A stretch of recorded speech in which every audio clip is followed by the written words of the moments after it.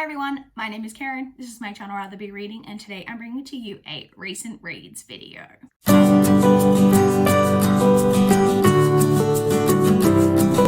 It has been a week since I last checked in for a recent reads video. I managed to read 5 books over the past week.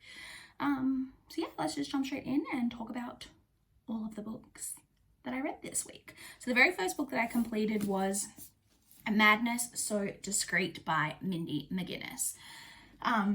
This is a historical kind of mystery story. We're basically following a main character named Grace, who at the start of the novel is currently housed in I'm trying to think what the exact terminology used in the book is. An asylum, in a mental asylum. Basically, she is pregnant out of wedlock. I'm not going to go too much into the circumstances around that because you kind of discover more about that as you're reading the story, but she is pregnant.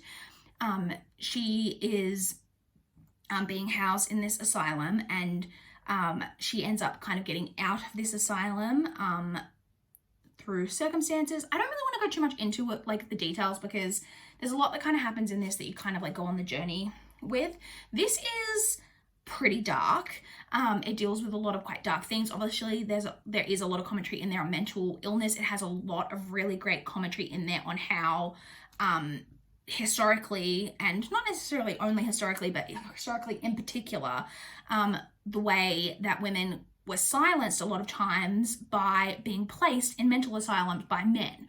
And that is very much the case with a lot of people in this story. However, it's not only a negative look at mental asylums, because there is 2 mental asylums in particular that are depicted in this story. One is more of a positive place, one is more of a negative place. There is some mystery kind of crime solving going on in this, which I really enjoyed. There are some really great female friendships in this that I really enjoyed. This book has no romance, which I really liked. Even though I kind of wanted there to be a romance, it was kind of a potential thing that I was like, oh, this would be great, but the novel never really like goes there. It's just, that's not what the story is. And like I said, it is really dark in parts. I really thoroughly enjoyed this. I ended up giving it 4.25 stars, but honestly, I may bump it up to a 4.5 on like further reflection, but I really enjoyed this. It's my first Mindy McGinnis and will not be my last.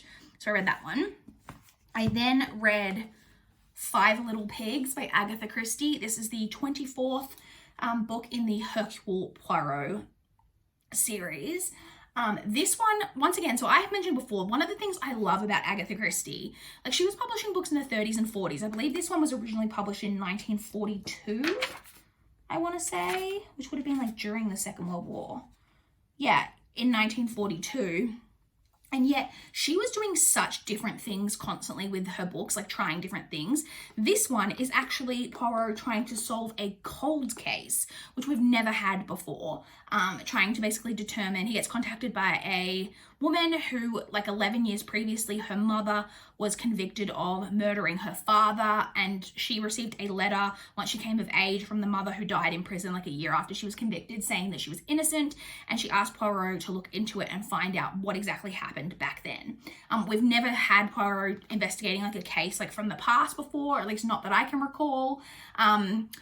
And so I really enjoy all the time that Agatha Christie is always doing something different with her books. This, however, was not my favorite in the series, just only because I actually guessed quite a few things of this, which I always enjoy. But there are a couple of things in this that I don't think the reader had the capability of guessing, because they were more motivation things that, you know, the wonderful Poirot was able to put together, but I don't think the reader is able to really put those things together, because you're not really given anything to kind of make you go there in your mind, if that makes sense. But still always enjoy an Agatha Christie, and in the end I gave this one 3.25 stars. I then read Giant Days Volume 12 by John Allison and a variety of other people. This is obviously the 12th volume in this series. I believe that there's only 14 volumes. I believe volume 14 was the final. So I'm getting close to finishing this series, which I'll be really sad to finish it because I really enjoy this series. In case you don't know what this is about, this is a new adult, I would say, contemporary series. We're following 3 friends, Esther, Susan, and Daisy, who are all basically going through their university years in the UK. And this one I really enjoyed. This had like just like such hijinks and shenanigans. I love these characters. This had a lot of McGraw in it, and if you guys have been watching me for a while, then you know that I'm basically in love with McGraw. So I really, really enjoyed this. I ended up giving it 4 stars. This was just such an enjoyable, fun, rompy read, as they always are, and I, like I said, gave it 4 stars. I then read my TBR Cup pick for the month, which was The Birthing House by Christopher Ransom. So this is a book that I originally purchased secondhand and I knew absolutely nothing about. At the time, like, I'd never heard of it, and I just had read this. The cover obviously looks kind of creepy and ominous, and then I read the synopsis, like when I purchased it, and was like, whoa, that sounds interesting. So it's about a man who buys this. He's got a wife, and he kind of out of nowhere ends up buying this like kind of crumbling historic Victorian home. It's not crumbling, sorry, but it's like a historic Victorian home in a really small kind of backwoods town in Wisconsin. And it used to be a birthing house. Historically, it was a birthing house. One day he discovers a photo album of a bunch of very like stern looking women, all dressed in like kind of identical looking like black dresses and such.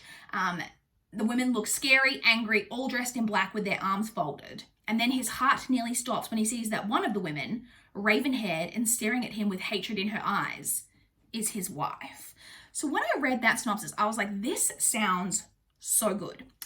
Now, let me tell you, at the time of buying it, I didn't look at Goodreads, and maybe I should have, because the average rating of this book is a 2.48. I believe. It is very low. And I was kind of hoping that I would be the unpopular opinion and I'd be like, don't know why everyone hated this because I loved it. But no, this book was terrible. It's rated a 2.48 for a reason. I don't think the writing was good.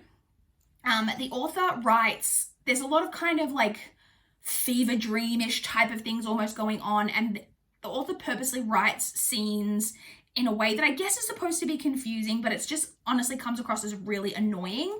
Like there are times that like the author is hearing things said, but it's written in a way that like you literally can't understand what's being said. Like it was very, very annoying. Like it was not a fun like reading, like nice reading experience to read.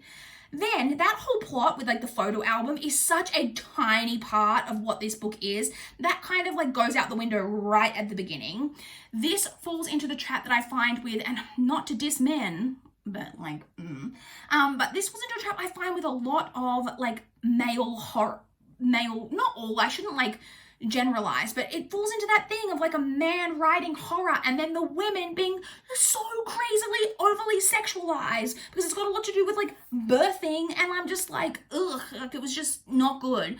And there was just a lot of over sexualization in general, not necessarily just of the women. There was a really like full on male masturbation scene that just added nothing to the story whatsoever. Like why was that even in there? It was just the type of thing that you just read and going like, what the fuck is this? Like, why is this in this story? This was not good. And also then at the end, when you finally like get to the end of the story, which honestly I probably would have DNF'd this, but I don't count DNFs towards any of my challenges for the Around the Year in 52 book challenge, and this fit a specific challenge. I pulled it out of the TBR teacup, so I decided to press on. It was only 320 pages, so like it wasn't overly difficult to like continue pressing through, but it wasn't a good time. Like, so by the time you got to the end, there was also, they had like, you know, revealed everything, but then there was definitely things that I was like, but that doesn't really make sense with this. I'm like, why was this a thing?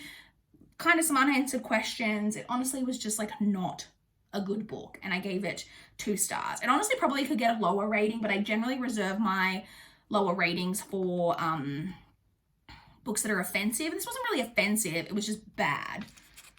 I might decide to lower it to like a 1.75 maybe, but I'll stick with the 2 for now. It wasn't a good time. And then the final book that I read this past week was The Stranger in My Bed by Karen King. This is a NetGalley ARC, so I did receive a digital copy in exchange for an honest review. This book is already out and published. It was published in late November. This is a thriller. It's about a woman who is in a very toxic relationship with this man. They're married. They've been married for about 2 years. But their relationship has become quite toxic and quite abusive.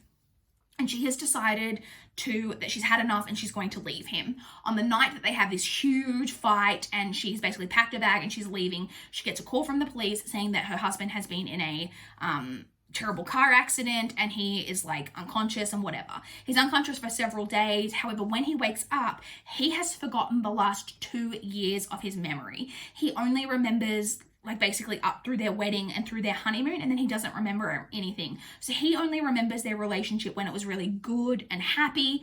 And so she's really kind of drawn in, like thinking like, what do I do? Do I leave him now? Like, he doesn't remember the bad times. Is it possible that he doesn't remember that so we could start over and start fresh and that we could have a happy relationship again? And then there is also, obviously there's that going on. And then there is also the whole element of what happened to him, because we get some kind of portions and we know that someone has tampered with this man's car, and that they like tampered with the brakes and that it wasn't an accident. And you know, so we're getting like a couple of different like things kind of going on. This was like just kind of okay for me. I enjoyed it, but I found that the way that the story was written for me just really didn't create any tension or suspense. It was also very predictable. Like, I straight away, like there was something that was mentioned and I was straight away like, okay, well, it's going to be this then. And that's like exactly what it was. And I also, so there's a lot of obviously portrayal in this of domestic violence, of abusive relationships.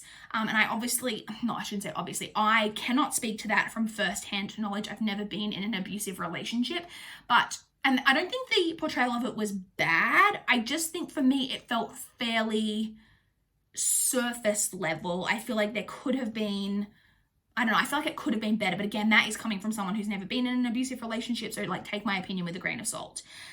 So this was just okay for me. In the end, I gave it 3.25 stars. So that is it. Those are the 5 books that I read this past week. In terms of currently reading, I'm actually not currently reading anything physically. I finished The Stranger in my bed last night at actually like 2 a.m. So technically this morning, but I count it as, if I haven't been to bed yet, then it's the day before. So I haven't started anything new yet today, because even though I'm actually filming this a lot later in the day than I usually do, it's actually like 5:30 in the evening, I've been a busy little beaver all day doing stuff. I've been out and about all day, so I haven't had any time to sit down and read yet today. So I haven't started anything new, but I am still technically listening on audio to The 1000th Floor by Katharine McGee. I haven't made any further progress in it. I haven't been doing any audio listening over this past week, but I hope to get to listen to a bit more of it this week and either make a decision whether I'm going to DNF it or whether I'm going to continue on with it. But we'll see. But yeah, that is really all I have to talk about. I would love to chat with you guys in the comments down below if you've read any of these books, if you've got any thoughts on them, or if you want to chat to me about what you guys have been reading recently. I would love to know. Please like this video if you liked it. Please subscribe if you want to see more from my channel. That is all I have for this video today. Bye guys.